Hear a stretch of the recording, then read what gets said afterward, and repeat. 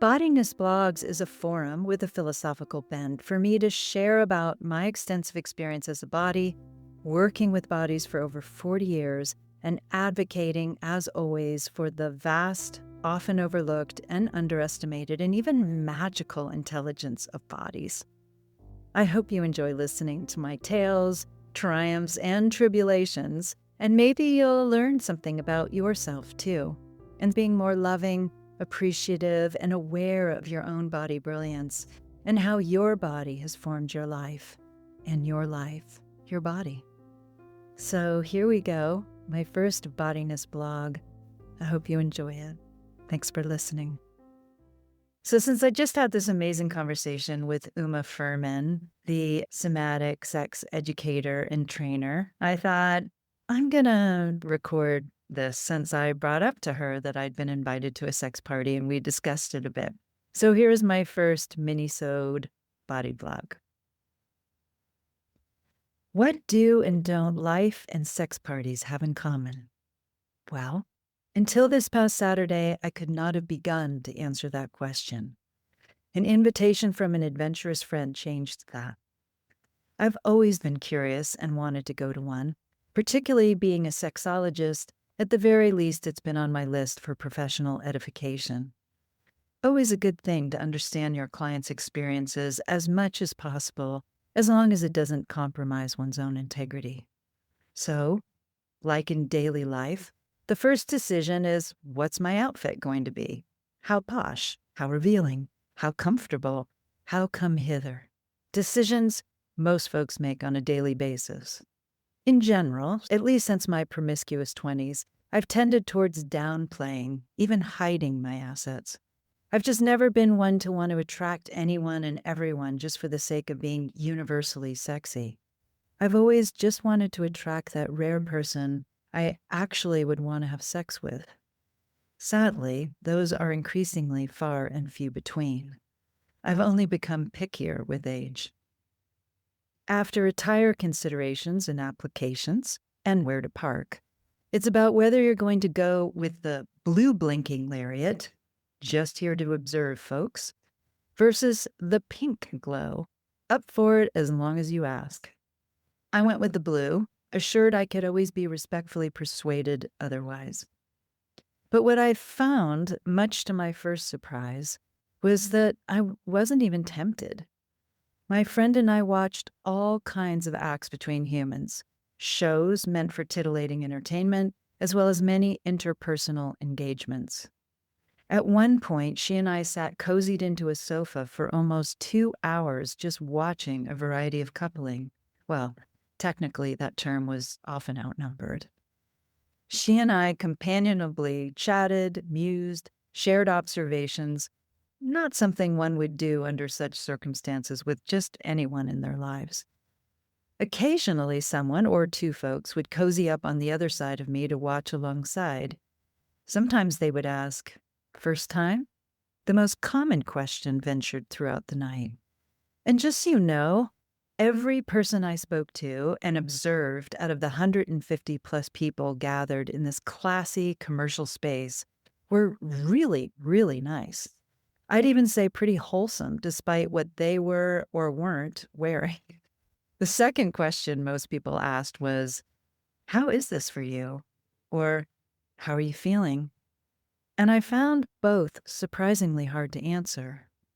Off the top of my body, repeatedly my answer was a shrug, not a usual gesture for me. Off the top of my head, my second answer was simply comfortable. I mean, certainly no more or no less than I would be at any other public gathering of lots of strangers.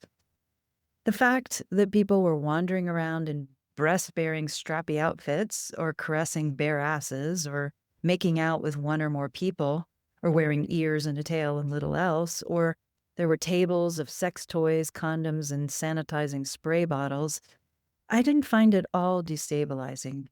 In fact, my favorite thing about the night was that unlike in daily life or the usual night life of bars and dance clubs, the truth was evident, celebrated, all out in the open.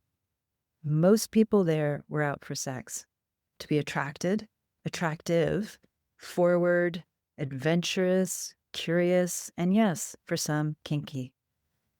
In other words, most of us were there to get quote unquote lucky, whatever that meant to any given individual, and not pretending otherwise. If anybody wanted to admire a fabulous set of breasts or someone's displayed hard on, no one had a problem with that. In other words, it was a lot more honest than usual life.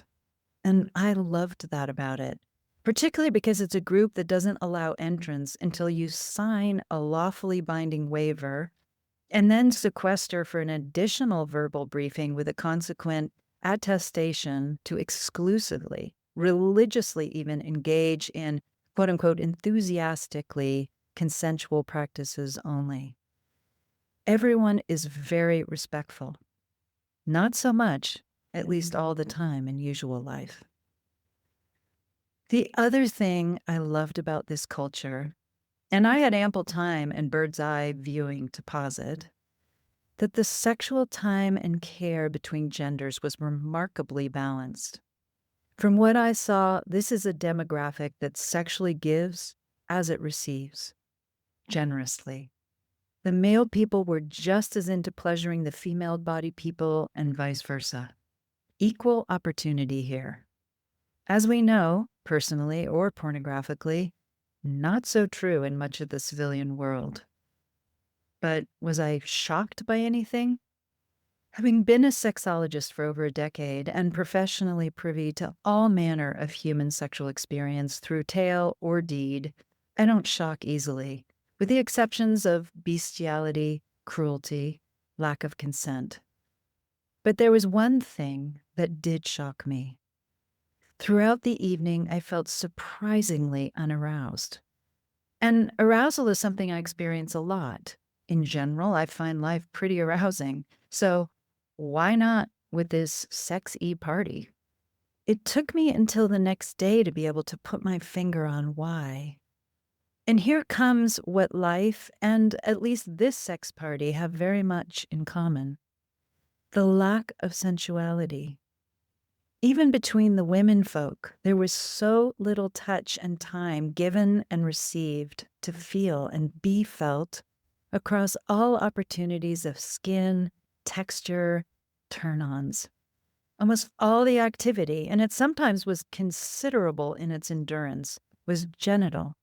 I saw and heard genuine pleasure, sometimes orgasm, but very little sensual savoring of all the notes these bodies can play and vibrate within. Of course, genital play can be arousing to observe and experience. I'm certainly not knocking it.